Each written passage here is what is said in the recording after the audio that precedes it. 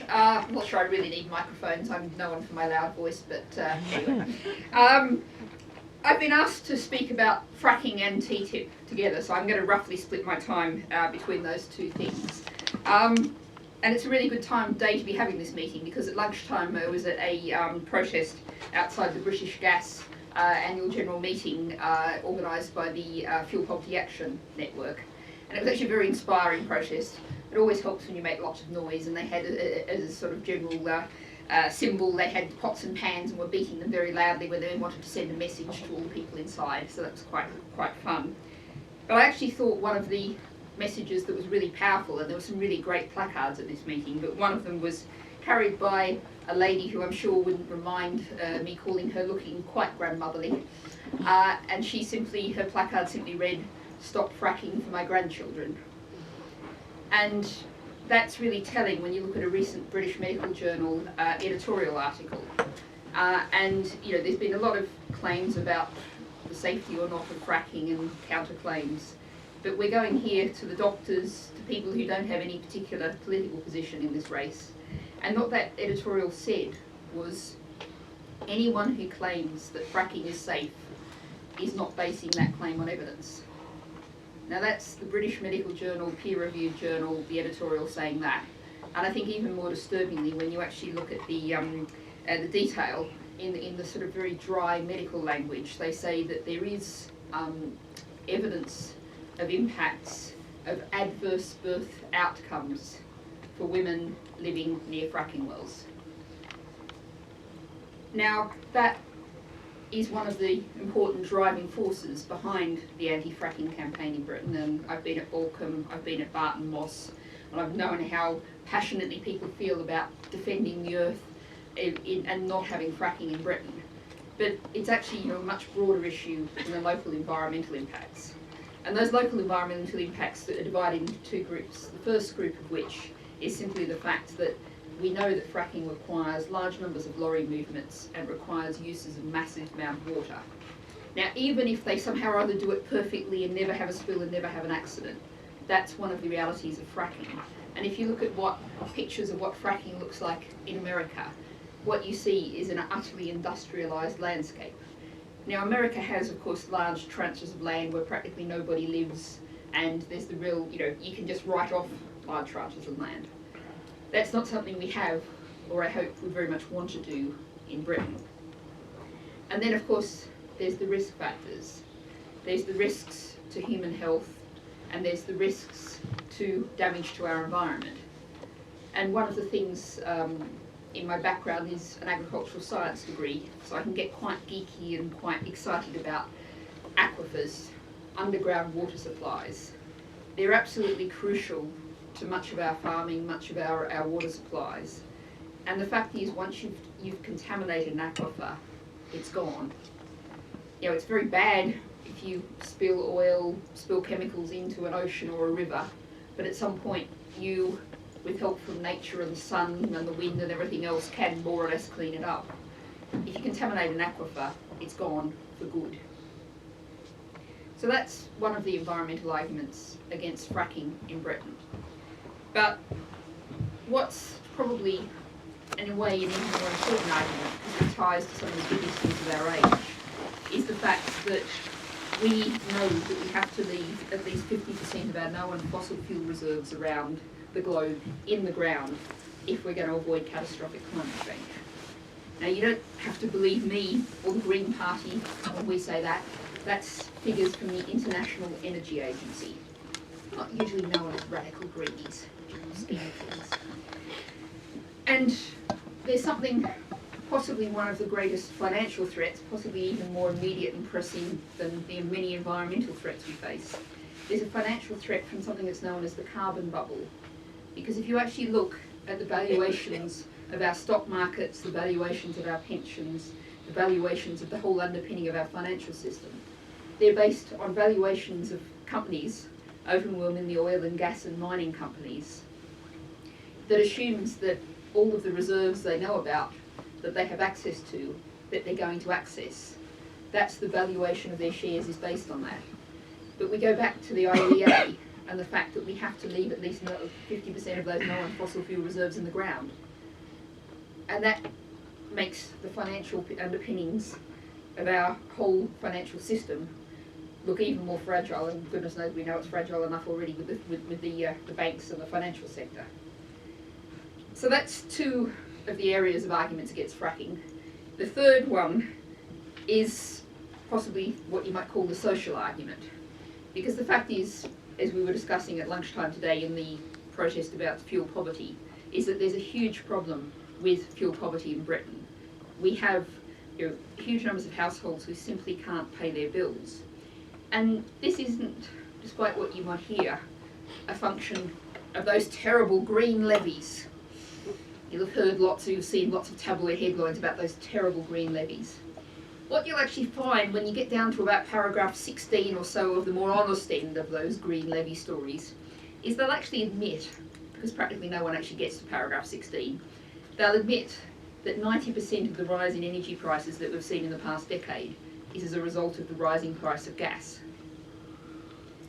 It's been the rising price of gas that's caused our rising energy prices.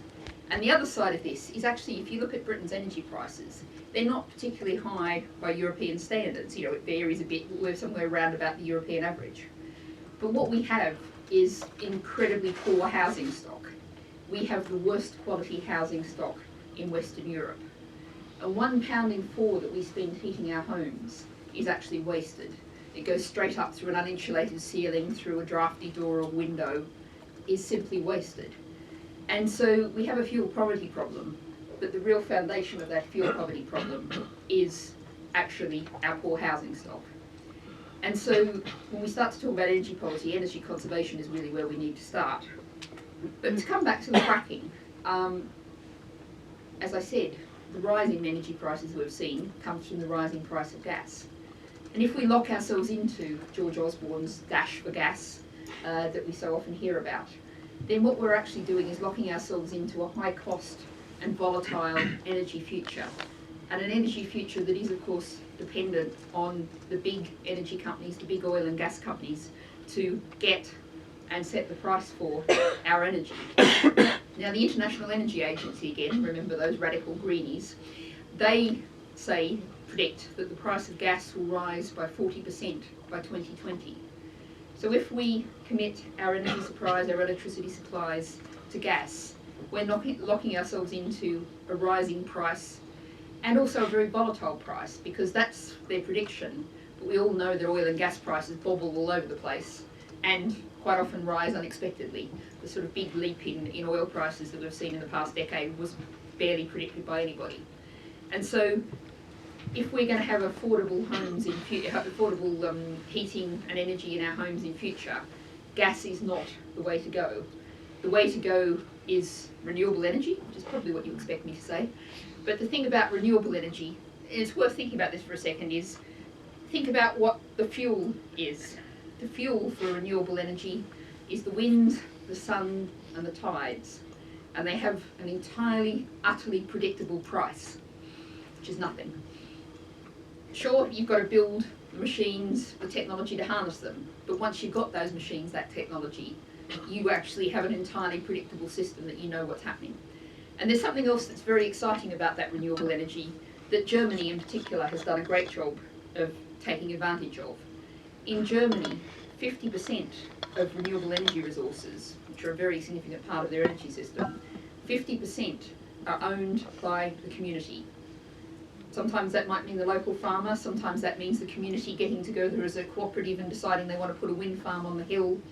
Sometimes it means, putting some solar panels on the school, and the school borrows the money and then gets the return on them. All of that kind of community ownership, which both means you've got a very diverse, what I like to think of as a rich ecosystem of energy generators, all sorts of different places, different types, lots of little ones, which makes a very resilient, tough system. But what you've also got is money that's being put together in local communities, used in local communities, and returned back to local communities. And one of my favourite examples of these is up in Whalley in Lancashire, and you spell that W-H-A-L-L-E-Y, but the locals trained me very hard until I can get the vowel exactly right, so it's pronounced Whalley. And they're putting an Archimedes screw beside the river. It's this beautiful idyllic valley, And what the Archimedes screw means is just a simple little sort of stone shed in a sort of traditional structure beside the river.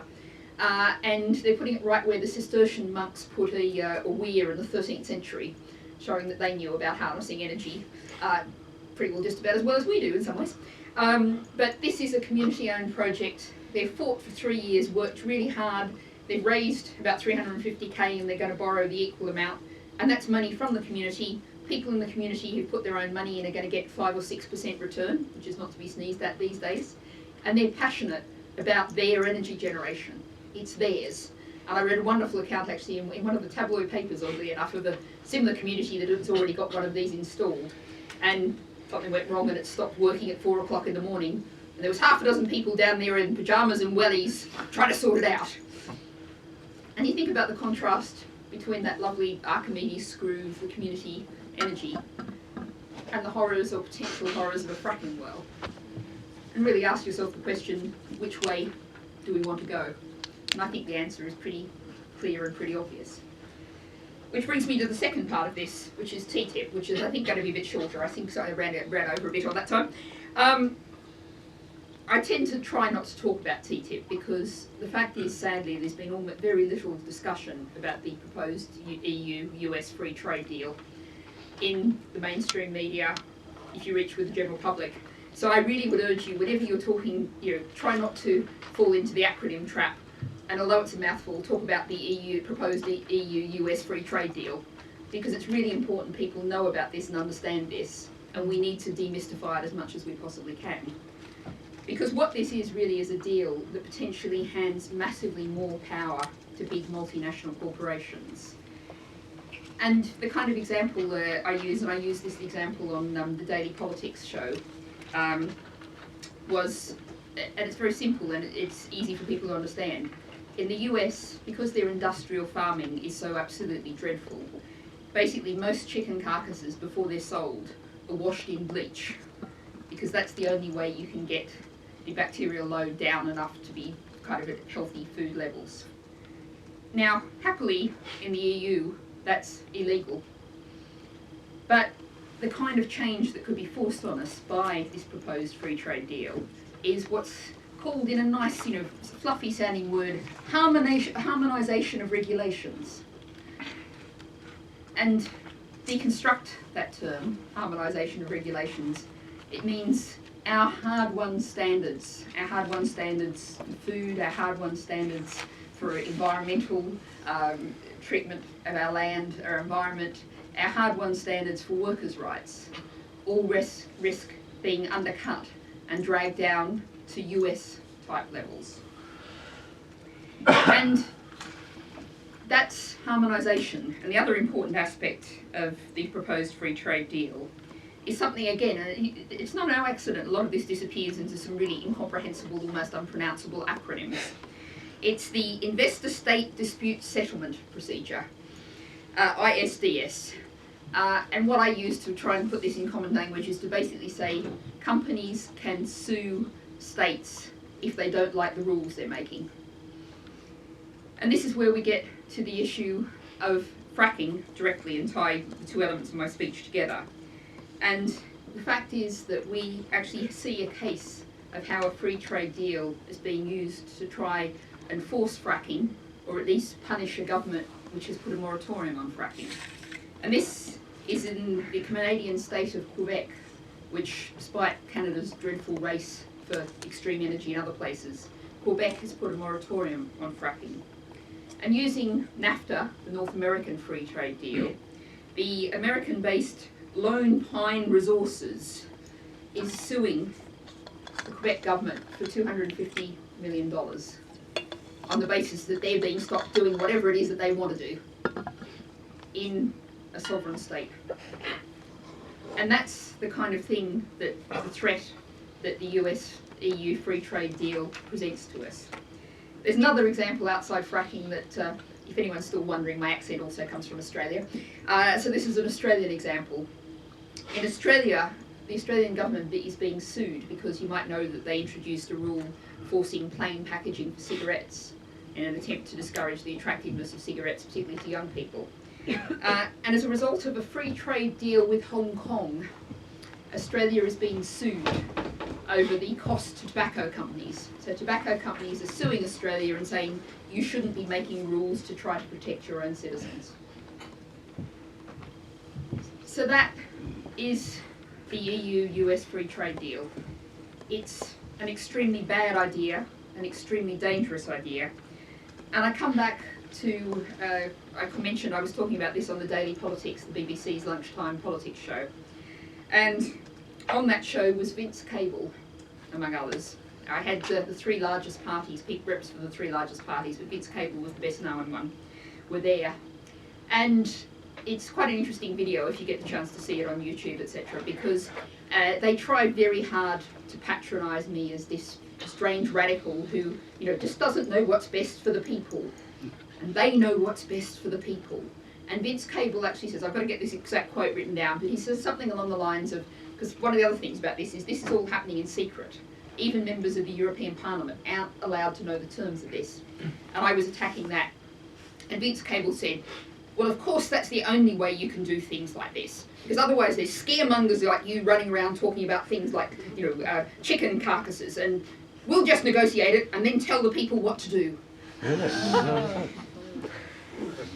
And I think we have to tell the mainstream politicians, the European Commission, that we don't want to be told what to do. We want a democratic say in our own future, and we don't want multinational corporations dictating what our governments do. It's a big challenge. Let's go for it. Thank you.